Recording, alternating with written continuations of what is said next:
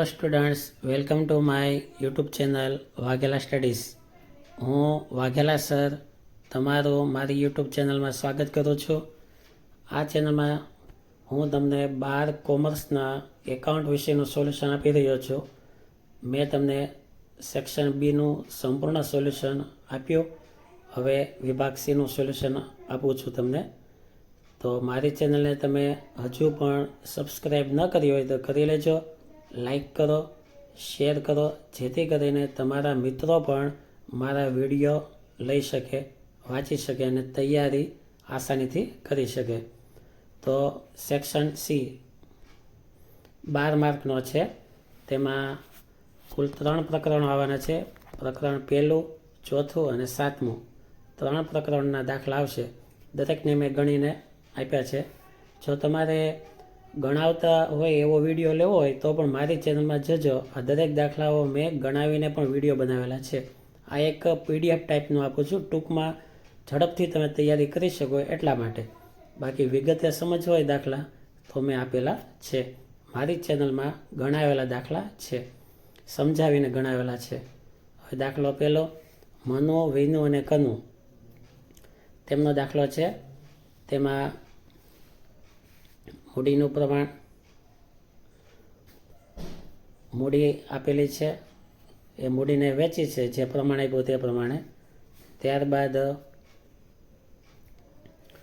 વિનુના 90,800 રૂપિયા કુલ રૂપિયા આવે છે અને મૂડી પર વ્યાજ આપેલું છે.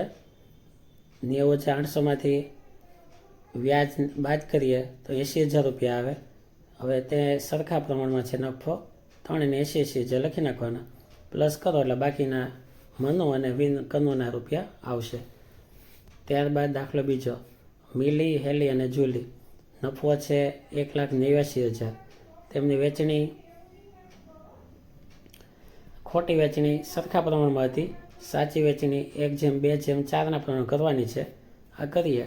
જે ખોટો હોય તેને માઇનસ કરવાનું, સાચું હોય તેને પ્લસ કરવાનું. તફાવત આવે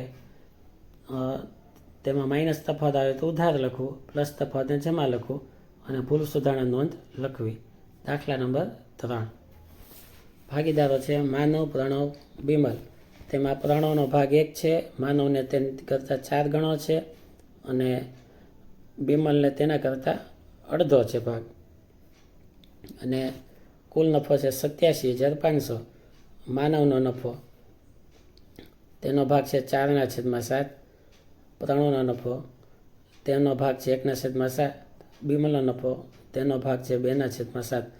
આ ભાગ વડે 87,500 ગુણવાથી ત્રણેયનો નફો આવે છે. દાખલા નંબર 4, તેમાં મહેશ અને નરેશ. મહેશ દર માસની 1લી તારીખે ₹800નો ઉપાડ કરે છે અને નરેશ દર માસની આખર તારીખે ₹800નો ઉપાડ કરે છે. તો બંનેમાં સેમ જ છે. એક n બદલાશે. જો દર માસની 1લી તારીખ હોય તો n બરાબર 78/12 લેવાનું અને દર માસની આખર તારીખ હોય તો n બરાબર 66/12 લેવાનું. પછી ગણતરી આપેલી છે, તમે જોઈ શકો છો. તો તફાવતની રકમ આવે 96. ત્યારબાદ દાખલા નંબર 5, ધવલ, પલક, કમલ ત્રણેય ભાગીદારો છે. હવે ઉપાડ પર વ્યાજ ગણવાનું રહી ગયું હતું, તે ગણી અને ગણતરી બતાવેલી છે. તો પ્લસ આવે તેને જમા લેવાનું, ઉધાર આવે તેને માઇનસ લેવાનું અને ભૂલ સુધારણા નોંધ લખેલી છે. પલકના મૂડી કે ચાલુ ખાતે ઉધાર, કમલના મૂડી કે ચાલુ ખાતે ઉધાર 120, તે ધવલના મૂડી કે ચાલુ ખાતે 200. ત્યારબાદ દાખલા નંબર 6, ભાગીદારો છે PQR. ટોટલ 21 થાય. હવે ક્યુના ભાગનો નફો 7,000 રૂપિયા છે. ક્યુનો ભાગ છે 7/21. તો ક્યુના ભાગનો નફો બરાબર વેચણી પાત્ર નફો ગુણ્યા ક્યુનો ભાગ. ક્યુના ભાગનો નફો છે 7,000. વેચણી પાત્ર નફો શોધવાનો છે. તો આ સૂત્રનો ઉપયોગ કરી વેચણી પાત્ર નફો આવે છે 21,000. મેનેજરનું 10% કમિશન. સૂત્ર નફો ગુણ્યા ટકા છેદમાં 100. 21,000 ગુણ્યા 10/100. તો આ રીતે 2100 રૂપિયા આવશે. દાખલા નંબર 7, પલક. શરૂની મૂડી સૂત્ર શરૂની મૂડી બરાબર આખરની મૂડી પ્લસ ઉપાડ માઇનસ નફો આ ગણતરી કરેલી છે. તો મૂડી પર વ્યાજ 8% આપવાનું છે. તો મૂડી આવે છે 93,000, તેમનું વ્યાજ થાય 7,440 રૂપિયા. દાખલા નંબર 8. તેમાં ભાગીદારો છે ફોરમ, સુવાસ, સુગંધ. મૂડી પર વ્યાજ ગણવાનું રહી ગયું છે. મૂડી પર વ્યાજ ગણી અને નફો જે કાંઈ તફાવતની રકમ આવે છે તે શોધેલી છે અને ભૂલ સુધારણા નોંધ લખેલી છે. દાખલા નંબર 9. જલપા, અલ્પા, વિલ્પા નફાની વેચણી કરેલી છે. લેવા દેવાની રકમ કેમ કે તેઓએ વિલ્પાને ખાતરી આપી હતી કે તને અમે 36,000 દઈશું, તો 6,000 ઘટે છે. આ 6,000 રૂપિયા જલપા અને અલ્પા પોતાના નફા નુકસાનના ભાગ પ્રમાણે આપશે. દાખલા નંબર 10. ભાગીદારો છે કલા, લતા, તનુ. નફા નુકસાન પ્રમાણે 1:1. પેઢીનો નફો છે 1,65,000. લતાનું કમિશન સૂત્ર આપેલું છે. તેના આધારે વેચણી પાત્ર નફો શોધેલો છે. લતાનો નફો આપેલો છે અને કુલ રકમ નફો પ્લસ કમિશન તો 50,000 પ્લસ 15,000 ટોટલ 65,000 આવશે. આ રીતે પ્રકરણ 1ના 10 દાખલાનું રિવિઝન થયું. સમજવા માટે મારી ચેનલમાં વિડીયોમાં જજો. દાખલા નંબર 1 પ્રકરણ 4. ભાગીદારો નમન, તપન, કવન. જૂનું પ્રમાણ 1:1:1 ટોટલ 3. નવું પ્રમાણ 3:2:1 ટોટલ 6. જૂનો ભાગ આપ્યો, નવો ભાગ આપ્યો. ત્યાગ જૂનો ભાગ માઇનસ નવો ભાગ. તો નમનનો ત્યાગ શોધેલો છે, તપનનો ત્યાગ શોધેલો છે, કવનનો ત્યાગ શોધેલો છે અને આ રીતે ત્રણેયની શોધેલું છે. નમનનો લાભ જો માઇનસ જવાબ આવે તો ત્યાગને લાભ સમજવો પડે. દાખલા નંબર 2. આખા સ્ટોકમાં ઘટાડો 6,000 રૂપિયા છે. દેવાદારો રૂપિયા 50,000 5% ઘાલખા અનામત છે. તો 50,000 5% કરે તો 2,500 થાય. પુનઃ મૂલ્યાંકન ખાતું આવી રીતે બનશે. વિગતમાં સ્ટોક ખાતે 6,000, ઘાલખા અનામત ખાતે 2,500, મૂડી ખાતે ખોટ 8500. ટોટલ મારી એટલી ખોટ આવશે. દાખલા નંબર 3. ભાગીદારો પ્રેરણા, મુકેશ, ગૌરવ. જૂનું પ્રમાણ 3:2:1, નવું પ્રમાણ 5:3:2. 6 ટોટલ 10 ગણતરી કરેલી છે અને ત્યાગ શોધેલો છે. જૂનો ભાગ માઇનસ નવો ભાગ ત્રણેયનો ત્યાગ ગોતેલો છે. તો જવાબ માઇનસ આવે તો લાભ ગણાય. દાખલા નંબર 4. તેમાં આમનોંધ લખવાની છે. જે રીમા અને રીનાની પેઢીના ચોપડા આમનોંધ લખેલી છે, સમજો. તેમાં અનામત ભંડોળની વેચણીની આમનોંધ છે, સામાન્ય અનામતની વેચણીની આમનોંધ છે. દાખલા નંબર 5. અભિજ્ઞા, અભિખ્યા, અધિરિજ્જા તેના પ્રમાણ આપેલા છે. જૂનો ભાગ, નવો ભાગ અને તેના ત્રણેયના લાભનું પ્રમાણ શોધેલું છે. લાભ એટલે જો લાભનું સૂત્ર નવો ભાગ માઇનસ જૂનો ભાગ. જો લાભ શોધીએ અને જવાબ માઇનસ આવે તો ત્યાગ હોય, તો શોધેલો છે, સમજો. દાખલા નંબર 6. નફા નુકસાન ખાતું એટલે કે ઉધાર બાકી આપેલી છે. કારીગર નફા ભાગ ભંડોળ આપેલો છે. સામાન્ય અનામત આપેલી છે અને તેની આમનોંધ થયેલી છે. દાખલા નંબર 7. ભાગીદારો છે દીપ, પ્રીત અને ગીત. જૂનું પ્રમાણ આપેલું છે, નવું પ્રમાણ આપેલું છે અને ત્રણેયનો જૂનો ભાગ, નવો ભાગ આપેલો છે અને ત્યાગ શોધવાનો છે. સૂત્ર જૂનો ભાગ માઇનસ નવો ભાગ. હવે દાખલા નંબર 8. પ્રીતિ અને પીનાની પેઢીના ચોપડે આમનોંધ. દાખલા નંબર 9. બહજ, બસવ અને બમન તેનો જૂનો ભાગ આપેલો છે, નવો ભાગ આપેલો છે, લાભ શોધેલો છે. સૂત્ર નવો ભાગ માઇનસ જૂનો ભાગ. દાખલા નંબર 10.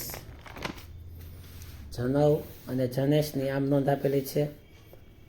તે વેચણી કઈ રીતે થાય તે આમનોંધ કરેલી છે, સમજો. મેં અગાઉ વિડીયો બનાવેલા છે, ન સમજાય તો વિડીયોમાં જાજો. મારી ચેનલમાં પ્લેલિસ્ટમાં જોજો, આપેલું છે. પ્રકરણ 7. દાખલો પહેલી થિયરી છે. દાખલો બીજો છે. જો તેની અંદર શરૂઆતનો પાકો સરયો બનાવવાનો છે, પછી ચોખ્ખી મિલકતો આપેલી છે, કુલ મિલકત માઇનસ દેવા, ત્યારબાદ મૂડી, કુલ મિલકતનું સૂત્ર થાય મૂડી પ્લસ અનામતો પ્લસ દેવા એટલે કે કુલ મિલકત એ શોધેલી છે. પછી ધારવાની છે બીની મૂડી એક્સ, એની મૂડી બી કરતાં 20,000 વધુ છે, એની મૂડી થાય એક્સ પ્લસ 20,000 અને એ પ્લસ બી બંનેની મૂડી 80,000 થાય. સૂત્ર પ્રમાણે ગણતરી કરીએ તો એ અને બીની મૂડી આવી જાય છે. પછી દાખલામાં 3માં થિયરી છે. ચોથો દાખલો, તેમાં 3 આમનોંધ લખવાની છે, પેઢીની આમનોંધ જે આપેલી છે. દાખલા નંબર 5 થિયરી છે. દાખલા નંબર 6, આવકવેરાની જવાબદારી ₹35,000 ચૂકવવાની થઈ છે, ચોપડે નોંધેલ નથી. તો આમનોંધ લખાયેલી છે, તમે સમજો. બીજું, વિસર્જન સમયે નહીં નોંધાયેલ યંત્રના ₹25,000 ઉપજ્યા તો રોકડ બેંક ખાતે, તે માલ મિલકત નિકાલ ખાતે. ત્રીજી આમનોંધ, એક ભાગીદાર તેના શ્રીમતીજીની પેઢીને આપેલ લોન ₹40,000 ચૂકવવાનું સ્વીકારે છે. આમનોંધ, શ્રીમતીજીની લોન ખાતે ઉધાર 40,000, તે જે તે ભાગીદારના મૂડી ખાતે 40,000. દાખલો 7 થિયરી છે. દાખલા નંબર 8, પેઢીના વિસર્જનમાં થતી આમનોંધ લખો. તો પાઘડીની ચોપડે કિંમત ₹56,000 છે, તેની કોઈ રકમ ઉપજતી નથી. તો આમનોંધ, માલ મિલકત નિકાલ ખાતે ઉધાર, તે પાઘડી ખાતે 56,000. અને બીજી કે ઉપજના સંદર્ભમાં કોઈ નોંધ થશે નહીં. બીજી, લેપટોપની કિંમત ₹35,000 છે, એક ભાગીદાર તેને ₹25,000 લઈ જાય છે. તો પહેલી આમનોંધ, માલ મિલકત નિકાલ ખાતે ઉધાર 35,000, તે લેપટોપ ખાતે 35,000. બીજી આમનોંધ, ભાગીદારના મૂડી ખાતે 25,000, તે માલ મિલકત નિકાલ ખાતે 25,000. ત્રીજી આમનોંધ, આવકવેરાની જવાબદારી ₹30,000 ચૂકવવાની થઈ, જે ચોપડે નોંધેલ નથી, જે ચૂકવી આપી. તો તેની આમનોંધ આપેલી છે. દાખલા નંબર 10, કુલ મિલકતો ₹20,000 છે, તેને 40% અને 60%માં ભાગ પાડેલા છે. પછી 40% મિલકતોમાં રોકડ 10,000 છે, અન્ય મિલકતો 70,000 વધે, તેના 80% ઉપજ્યા. પછી 60% મિલકત થતી હતી 1,20,000, તેમાં સ્થિર મિલકતના 120% ઉપજ્યા. તો 1,20,000ના 120% થાય 1,44,000 અને તેને આમનોંધ આપેલી છે. તો આ રીતે આ દરેક દાખલાને મેં રિવિઝન સ્વરૂપે સમજાવ્યા. તમે લખી લેજો. કાંઈ ન સમજાય તો મારી ચેનલમાં જજો, સમજાવીને દરેક દાખલા મેં ગણાવેલા છે. Thank you very much.